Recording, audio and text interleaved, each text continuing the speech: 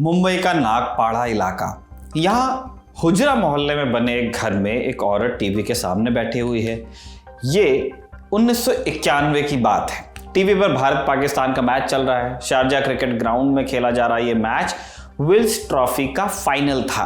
पाकिस्तान ने पहले बैटिंग करते हुए 262 रन बनाए और बाद में खेलते हुए भारत 47 रन पर 4 विकेट गंवा चुका था। आकिब जावेद ने अपनी पहली बॉल पर सचिन को एलबीडब्ल्यू कर दिया था। पूरे भारत के टीवी बंद होने को थे। हालांकि मुंबई की उस औरत को इससे कोई फर्क नहीं पड़ता था कि कौन जीता कौन हारा। क्रिकेट से उसका दूर दूर तक नाता नहीं था। फिर भी पूरे मैच के दौरान उसने टीवी पर निगाहें गड़ाए रखी। उसे मतलब था उस शख्स से जो उस रोज शारजाह में ऑडियंस के बीच वीआईपी सीट पर बैठा हुआ था। जितनी बार वो शख्स टीवी पर आता, टीवी के इस पार दो भौहें तन जाती। उन आंखों को इंतजार था एक बदले का, बदला जो क्रिकेट के मैदान पर लिया जाना था और पूरी दुनिया के सामने लिया जाना था। नमस्कार, मेरा नाम है निखिल और आप देख रहे हैं ऐतिहासिक किस्सों कहानी से जुड़ा हमारा रोजाना का कार्यक्रम तारीख। इसमें आज हम आपको सुनाएंगे कहानी सपना दीदी की, मुंबई अंडरवर्ल्ड की वो लेडी डॉन जो दाऊद इब्राहिम को मारने के लिए दुबई जाने को तैयार हो गई थी।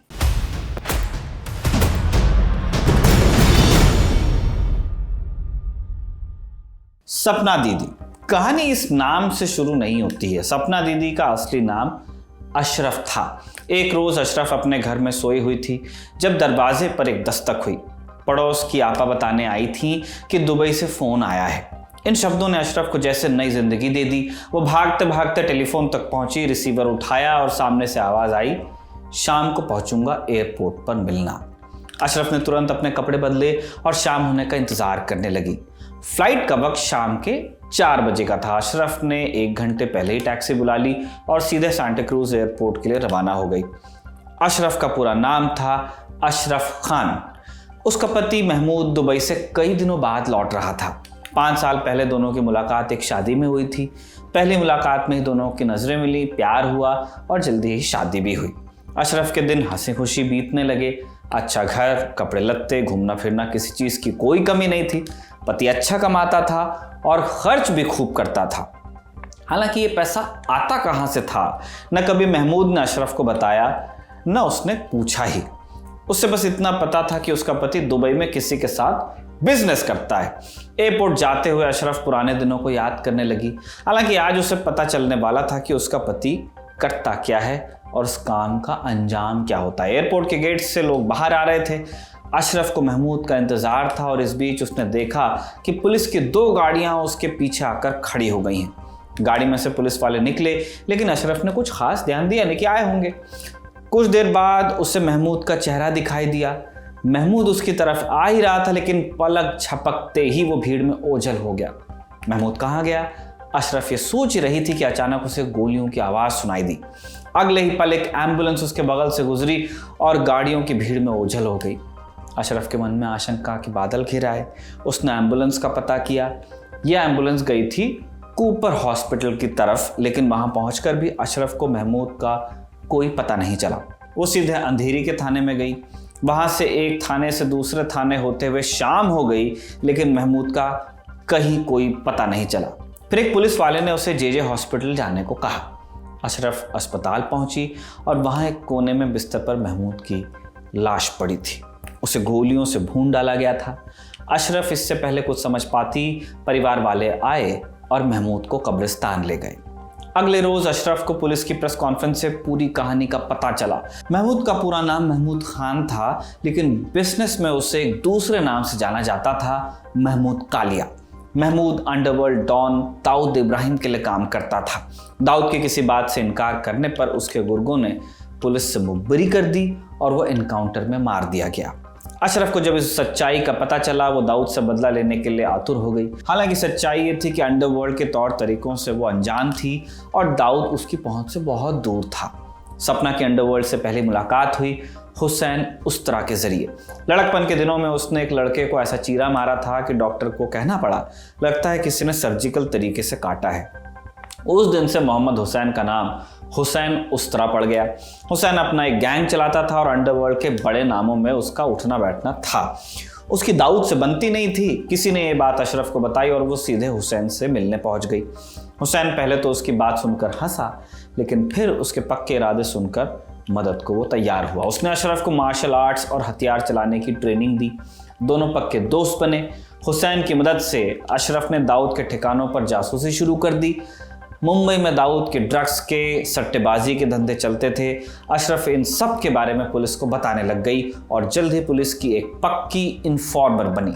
दाऊद के कई अड्डों को उसने बंद करवाया, लेकिन इनसे दाऊद पर कोई खास असर पड़ा नहीं। दाऊद का टेंशन पाने के लिए एक बड़ा धमाका जरूरी था और ये काम अशरफ नहीं कर सकती थी, इसलिए सपना की जरूरत थी और जल्द ही एक मुलाकात ने सपना की भी एंट्री करा दी। सपना, अशरफ ने नाम क्यों चुना, इसके पीछे भी एक दिलचस्प कहानी है।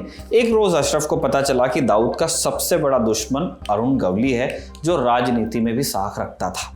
अशरफ ने उससे जाकर मदद मांगी, लेकिन गवली ने यह कहकर मदद करने से इनकार कर दिया कि वो उस जैसे लोगों पर भरोसा नहीं कर सकता। अशरफ को समझ आ गया कि अशरफ बने रहने से काम नहीं चलेगा। उस दिन से उसने अपना नाम बदलकर सपना किया। बुर्का छोड़कर जीन्स टॉप पहनने लगी, बाइक चलाने लगी। जल्द ही उसके कुछ गुर्गे भी जमा हो गए जो दाऊद से खार खाए बैठे थे। इन गुर्गों की बदौलत सपना बन गई सपना दीदी, लेडी डॉन सपना दीदी। सपना दीदी बनने के बाद उसने दाऊद पर पहला बड़ा निशाना लगाया। 1988 के आसपास वो हुसैन उस्तरा के साथ नेपाल गई।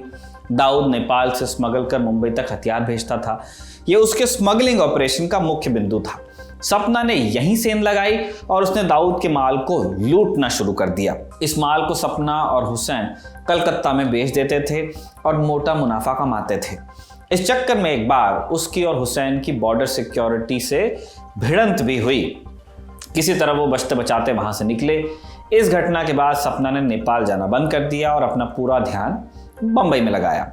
बंबई में वो दाऊद को जितना हो सके नुकसान पहुंचाना चाहती थी और इस काम में हुसैन उस्तरा उसकी भरपूर मदद करता था। सपना के लिए दोनों का रिश्ता दोस्ती तक सीमित था, लेकिन पूरे अंडरवर्ल्ड को पता था कि हुसैन सपना को अपना दिल दे चुका है। इसी चक्कर में एक रोज उससे एक गलती भी हुई। एक दिन सपना के पीछे दाऊद के कुछ लोग पड़े थे और वो मदद मांगने के लिए आधी रात हुसैन के घर पहुंची। हुसैन ने उसे अपने घर में आसरा तो दिया, लेकिन साथ ही इस मौके का फायदा उठाने की कोशिश भी की। उस दिन सपना ने उससे सारे रिश्ते तोड़ लिए और वो पूरी तरह अपने मकसद को पूरा करने में जुट गई। खुद मुंबई में सपना ने अच्छी खासी पहचान बना ही ली थी। वो अपना गैंग चलाने लगी थी और नेताओं से भी उसके रिश्ते बन गए थे। उसने एक पुलिस वाले से शादी भी की, लेकिन जल्द ही ये रिश्ता भी टूट गया। हालांकि इन सब के बीच दाऊद अभी भी उसकी पहुंच से दूर दुबई में ही बैठा था। 1990 के आसपास सपना को दाऊद तक पहुंचने का एक रास्ता नजर आया जो क्रिकेट के मैदान से होकर गुजरता था। उस दौर में दुबई में भारत और पाकिस्तान के मैच होते थे और इन मैचेस में एक वीआईपी सीट हमेशा बुक रहती थी। दाऊद को क्रिकेट का शौक तो था ही, साथ ही उसके गुर्गे सट्टेबाजी का भी रैकेट चलाते थे। बंबई पुलिस को दाऊद की तलाश थी, लेकिन वो दुबई और शारजाह में आराम से मैच देखता रहता था। जब सपना को इस बात का पता चला, उसने अपने लड़कों के साथ मिलकर एक प्लान बनाया। उसने अपने लड़कों को दुबई भेजा। मैच के दौरान वो दाऊद का वीडियो बनाते और सपना तक पहुंचाते। इसके बाद सपना ने क्रिकेट स्टेडियम के नक्शे तैयार करवाए। उसने स्टेडियम की रेकी करवाई। अब दाऊद स्टेडियम में हथियार लेकर आ नहीं सकता था और इसी बात पर सपना का मास्टर प्लान टिका था।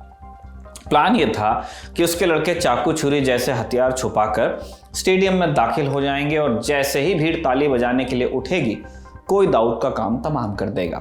इस प्लान पर सपना को इतना विश्वास था कि वो खुद भी दुबई जाने के लिए तैयार हो गई थी। उसे इंतजार था एक सही मौके का। उसने नागपाड़ा के हुजरा मोहल्ले में एक घर लिया और यहीं से दाऊद की हत्या का प्लान बनाने लगी। हुजरा मोहल्ला मुसाफिर खाना के ठीक बगल में था, जहां कभी दाऊद का पुश्तैनी मकान हुआ करता था। सपना दुश्मन के डेरे में रहकर उसे चुनौती देना चाहती थी, लेकिन यही शेरदिली उसके लिए खतरा बनी। सपना के प्लान की खबर किसी ने छोटा शकील तक पहुंचाई। शकील तब दाऊद का दायां हाथ हुआ करता था। उसके लड़के बंबई पर पूरी नजर रखते थे और उन्हें सपना के मूवमेंट की भी पूरी खबर थी। एक रोज जब सपना अपने घर में लेटी हुई थी, शकील के कुछ लड़के आधी रात में दाखिल हुए और सपना को उठाकर ले गए। उसी के घर के नीचे चाकुओं से गोद गोद कर सपना की हत्या कर दी गई। हुसैन जैदी अपनी किताब माफिया क्वींस ऑफ मुंबई में बताते हैं, सपना की मौत मुंबई अंडरवर्ल्ड में अपनी तरह की इकलौती वारदात थी, क्योंकि इससे पहले औरतों पर हमला नहीं किया जाता था। दाऊद ने कई साल सपना की हरकतों को नज़रअंदाज किया था, लेकिन जब उसे अपनी मौत की प्लानिंग का पता चला, उसने सपना को भी मरवा दिया। सपना दीदी, लेडी डॉन, इनका चैप्टर यहीं खत्म हुआ। हुसैन उस्तरा का क्या हुआ?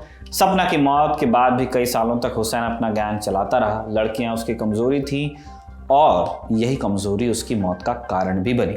सितंबर 1998 में हुसैन अपने आदमियों को पीछे छोड़ अपनी गर्लफ्रेंड से मिलने गया। यहाँ बिल्डिंग से बाहर निकलकर जब वो अपनी कार की तरफ बढ़ा, शकील के लड़कों ने उसे गोलियों से छलनी कर दिया। सपना के साथ साथ हुसैन उस्तरा की पारी भी इस तरह खत्म हुई। जहां तक दाऊद की बात है, 1998 तक वो बम्बई बम ब्लास्ट का आरोपी बन चुका था। क्रिकेट में उसका शौक अब भी पहले जैसा ही था, लेकिन उसे पब्लिक में अब देखा नहीं जाता था। इसी के साथ तारीख का ये एपिसोड हम यहाँ ख़त्म करते हैं। इससे कमल ने लिखा और जतिन ने रिकॉर्ड किया। आप देखते रहिए दी ललन टॉप।